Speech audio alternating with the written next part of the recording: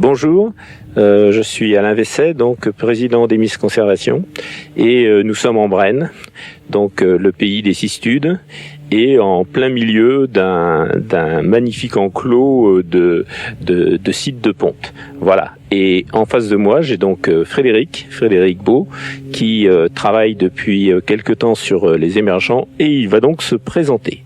Donc, je suis Frédéric Beau, je travaille pour l'association Épiméthée, qui est une association naturaliste. Et récemment, je travaille dans la réserve de Chérine, spécialement sur les émergents. Il y avait d'autres thématiques, mais pas mal sur les émergents, oui. Et donc, qu'est-ce qui t'a amené à t'intéresser aux cistudes? Alors, j'ai débuté au début du siècle, on va dire, dans les débuts des années 2000, dans le marais de brouage avec Jean-Marc Thirion à l'époque, et on avait dans nos activités, dans nos missions, la succession de ce qu'avait fait Raymond Duguy à l'époque. Et donc j'ai commencé à m'intéresser à la cistude à cette époque-là, et je lisais beaucoup de ce qui se faisait en Brenne, notamment par Jean Servant. Et puis aujourd'hui, enfin il y a quelques années, quand on m'a proposé, que je suis arrivé en Brenne, on m'a proposé de travailler sur la cistude, j'ai pas pu refuser cette opportunité de travailler sur un des plus beaux sites pour la cistude. Donc, est-ce que tu peux nous dire un petit peu et nous expliquer un petit peu ce que tu as découvert et ce dont tu nous as fait profiter d'ailleurs aux dernières journées techniques Cistude, donc sur ces nouveautés sur ces émergents. Oui, alors il y avait peu de connaissances en fait sur les émergents. Il y avait une phase d'ombre de cette espèce qui est pourtant bien connue. C'est-à-dire qu'à partir du moment où la femelle avait déposé ses œufs, et quand on retrouvait les petits, les petits qui avaient un peu grandi dans les étangs, entre ce moment, le site de ponte et l'étang, on ne sait pas du tout ce que devenaient les petits. On imaginait qu'il y avait un comportement qui était à peu près similaire à celui des tortues marines, où tous les petits sortaient du nid pour gagner au plus vite l'eau. Mais en même temps, nous, on s'est beaucoup posé la question de l'avenir de la population, en fait, parce qu'on voyait plus juvénile. Donc c'est ce qui a fait nous intéresser à ça. Et on s'est dit, on va s'intéresser au site de ponte. Alors il y avait eu des travaux dans le passé qui avaient été menés, notamment par Zoé Owen-Jones, sur la prédation au sein des sites de ponte, mais on a essayé d'aller plus loin et de voir ce que devenaient les petits. Et la technologie nous a permis, avec de tout petits émetteurs, de pouvoir suivre au jour le jour, voir les milieux qu'ils utilisent, comment ils se déplacent, où ils le vont, et quel est vraiment leur rythme d'activité, et comment ils utilisent l'habitat du site de ponte, parce que c'est un des principaux enseignements, c'est que le site de ponte n'est pas uniquement un site pour que les femelles viennent pondre, mais c'est aussi un habitat des premiers moments de vie des cistudes. Et en termes de gestion, nous, au sein de la réserve, ça change beaucoup de choses, parce que le calendrier d'intervention est plus le même, puisqu'on sait que des semaines, voire des mois après les émergences, on a encore des petits sur les sites de ponte. Donc potentiellement, on sait qu'en avril, mai, même voire juin, on peut encore avoir des petits qui sont en phase terrestre sur des sites de ponte. Ce qui fait que ça implique des modifications en termes de pratique et de gestion. Oui, puis surtout, tu nous as expliqué que cette année, tu travaillais, et là, c'est ce qu'on a fait aujourd'hui, sur des pontes automnales, oui. C'est-à-dire le fait qu'elles émergent également en automne. Oui, ce qu'on n'avait pas avant, parce que Jean Servant, pareil, Zoé avait fait ces études-là, et ils avaient eu aucune émergence à l'automne.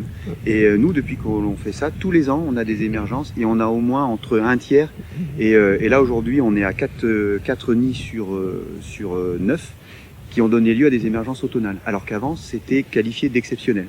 Alors on se pose la question, on va suivre sur le long terme, mais est-ce que c'est une adaptation au changement climatique, est-ce que c'est ponctuel? On sait que c'est des comportements qui sont plutôt méridionaux, ou des populations qu'on retrouve plus en Camargue par exemple.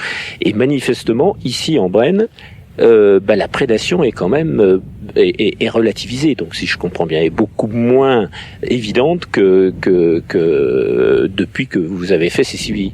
Oui, sur les émergents, pour la prédation des émergents, là aussi, on savait pas, parce que comme on savait pas ce qu'ils devenaient, on savait pas où ils étaient, parce qu'on les voyait pas vraiment, ils se tapissent dans la végétation. On n'avait aucune idée s'ils étaient, enfin on imaginait qu'ils étaient prédatés par les corneilles, par des hérons, par les mêmes prédateurs que les nids. Et là, moi, lors des suivis, comme je savais précisément où étaient les petits grâce à leur émetteur, j'ai mis des pièges photos sur les sites où étaient les émergents. Et on a une base d'images assez importante, et on a eu beaucoup de prédateurs, fouines, blaireaux, renards, des sangliers, qui sont passés aux endroits précis où il y avait les émergents, et j'ai eu aucun des cistudes suivis par radiotracking qui s'est fait prédatés. C'est-à-dire que les émergents passent relativement inaperçus. Je pense que les prédateurs n'ont pas détecté, ont pas l'odeur. Autant les pontes, ça, ils ont l'odeur. Et là, au printemps, ici, c'est la razzia sur les sites de ponte, quand tout est concentré au même endroit. Autant, les petites cistudes, elles passent inaperçues. J'ai des images de renards ou de fouines qui fouillent, ou même de blaireaux, de sangliers qui sont avec une horde, avec trois adultes et puis une dizaine de petits qui fouillent dans les zones, dans les dépressions prairiales où il y a un petit peu d'eau. Et là-dedans, je sais que j'avais des petites cistudes et elles se sont pas fait découvrir. Donc, oui, il y a encore beaucoup de choses, je pense, mais il y a moins de prédation que ce que l'on imagine, mais ça reste quand même à confirmer parce que c'est que quelques individus suivis, mais il y aurait moins de prédation, je pense. Oui, donc c'est quand même des données importantes qui sont données. La question qu'on s'est posée aussi, est-ce que les émetteurs que tu as fixés, bon, c'est quand même quelque chose de tout à fait nouveau, parce qu'il a fallu vraiment qu'on en arrive à une miniaturisation assez incroyable, puisque les petites cistudes qu'on vient de découvrir aujourd'hui, ne pesant que 3-4 grammes, c'est évident que l'émetteur, il va avec. Donc, est-ce que la miniaturisation a été quelque chose de quand même réussi? Et puis d'autre part, est-ce qu'il n'y a pas eu de risque avec des antennes un peu longues que ces petites ne s'en mêlent ou se retrouvent bloquées avec ces antennes? Non, c'était une appréhension qu'on avait qui est une entrave au déplacement. Mais alors les émergents on a essayé d'équiper ceux qui étaient les plus lourds, donc autour de entre 5 et 6 grammes, bien qu'on a équipé des plus petits et qui se sont retrouvés à faire ceux les plus grandes distances, parce que le petit émetteur il fait moins de 0,27 grammes, donc c'est vraiment tout petit, avec effectivement une antenne qui fait 7-8 cm, mais qui ressemble à un fil de cheveux, enfin à un cheveu. Et on n'a pas eu de problématiques. Je sais qu'il y a eu des suivis avec des musaraignes par exemple, où elles sont tellement speed qu'elles tournent dans tous les sens et elles s'enchevêtrent dans la végétation et restent bloquées. Les cistudes se déplacent relativement doucement et vont toujours tout droit. Et comme le fil il est derrière, en fait le fil il suit la végétation. Moi j'ai jamais vu de cistude reculer et je pense que, je compare souvent, on dirait vraiment c'est des petits tanks en fait. Les cistudes, là dans les cages que l'on a ici, mais ils viennent juste de naître, ils ont quand même pour certains la capacité de vraiment gratter le sol et passer sous la cage. Tout ça pour dire que quand ils veulent vraiment passer à un endroit, il n'y a rien qui les arrête. Et on n'a pas noté d'entrave due à l'émetteur. Après, on les a pas non plus observés 24 heures sur 24 pour voir si à tel endroit il restait bloqué. Mais ils se sont toujours déplacés, on n'en a jamais vu rester bloqué. Alors, tu étais également doctorant, donc tu as passé ta thèse finalement. Tu l'as réussi? Oui. Bon. Est-ce qu'il y avait d'autres sujets dans cette thèse, puisque c'était sur les cistudes quand même, qui également t'ont intéressé et t'ont un petit peu passionné et qui ont fait que tu as convaincu le jury? Oui, il y a eu un autre chapitre de la thèse, c'était un peu l'état sanitaire des cistudes. On a travaillé à la fois sur un polluant qu'on peut retrouver dans les organismes, qui est le mercure. Donc on s'est rendu compte, mais à notre grande surprise, que les cistudes de Brenne ont des taux de mercure importants, alors que la Brenne est restée assez préservée de pollution exogène. Mais bon, après, voilà, c'est des cycles globaux du mercure et qui, dans les étangs, sont rendus bioaccumulables par des bactéries. Donc voilà, on a plusieurs hypothèses à ce sujet-là. Et après, on a aussi travaillé sur quelque chose qu'on observe de plus en plus, c'est la prolifération d'algues dans certains étangs. Et on a montré on a cherché à comprendre pourquoi il y avait cette prolifération algale sur les cistudes, des fois qui ressemblent à une espèce d'amas d'algues, ni queue ni tête. Enfin, des fois, on dirait des monstres du Loch Ness au sein des étangs.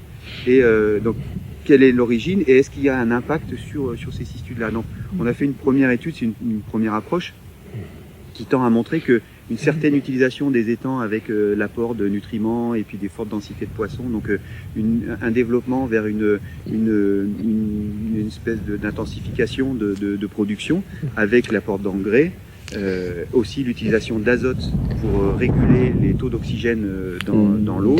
Voilà, un espèce de cocktail. Si à ça on ajoute des étangs avec moins d'eau liée au réchauffement climatique, il y a des années, surtout ces dernières années, en plein été, les étangs ont peu d'eau, donc se réchauffent beaucoup plus vite. Et là, on a un boom algal et les cistudes en pâtissent. Et on se pose même la question, on a noté en Algérie, par exemple, il y a eu des lacs où il y a eu des proliférations algales importantes, avec notamment des cyanobactéries et de la mortalité sur des cistudes. Parce que voilà, les cyanobactéries dégagent après des toxines acides. Oui, et puis qui peuvent engendrer de la mortalité y compris les adultes, quoi. Donc bon, avant d'en arriver là en Brenne, mais on s'interroge quand même. Ouais. Bah écoute, Frédéric, on va vraiment te remercier pour ce travail. C'est quand même assez impressionnant et surtout ça, je crois que ça fait considérablement avancer nos connaissances. On en avait besoin. Après tout, on est toujours à la recherche de vraiment cette approche méthodique et comment dire têtue, régulière.